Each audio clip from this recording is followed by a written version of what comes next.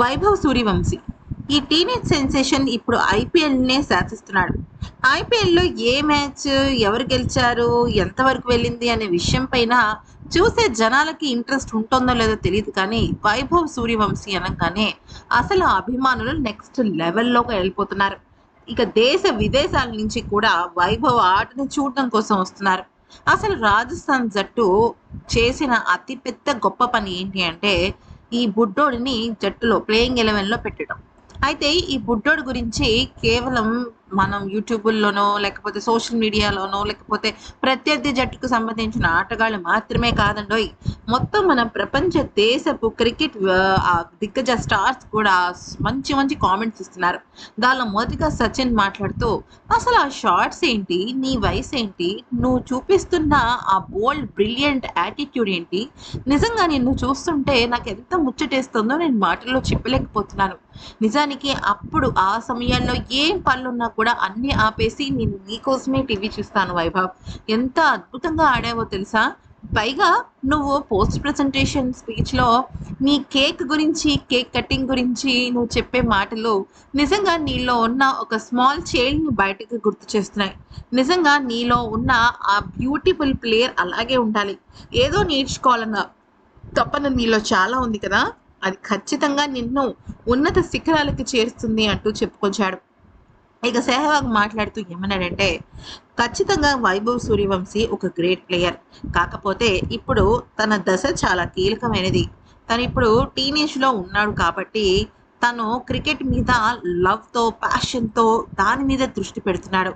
కానీ ఆ టీనేజ్ బాయ్కి ఒకానొక సమయంలో మేబీ కొంత డైవర్ట్ అయ్యే అవకాశం ఉంటుంది.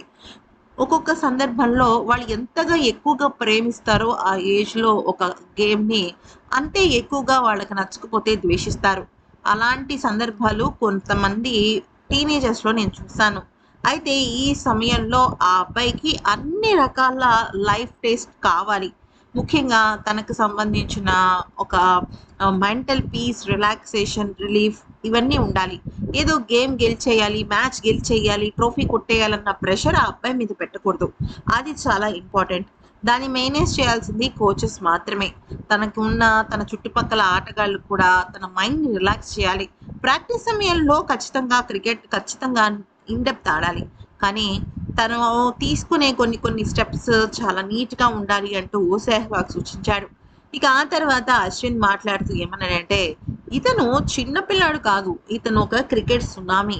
అతని షాట్స్ చూస్తుంటే అబ్బబ్బబ్బా, అతని సిక్స్ల కోసమైనా సరే బ్యాటింగ్ ఖచ్చితంగా చూడాలని అనిపిస్తుంది. వెల్ డన్ వైభవ్, నేను నీ దగ్గర నుంచి ఇంకా ఎక్కువగా ఎక్స్పెక్ట్ చేస్తున్నాను అంటూ చెప్పుకొచ్చాడు. ఇక వైభవ్ సూర్యవంశీ గురించి సునీల్ గవాస్కర్ వ్యాఖ్యానిస్తూ ఏమన్నాడంటే, ఆటగాడిని ప్రోత్సహించడం, ఆటగాడి వెన్ను తట్టి ముందుకు నడిపించడం గొప్ప విషయమే, కానీ ప్రతి ఒక్కళ్ళు వైభవ్ వైభవ్ వైభవ్ అని ఆ అబ్బాయి చుట్టూ తెలియకుండానే ఒక నెగిటివ్ ఆరా సృష్టిస్తున్నారు.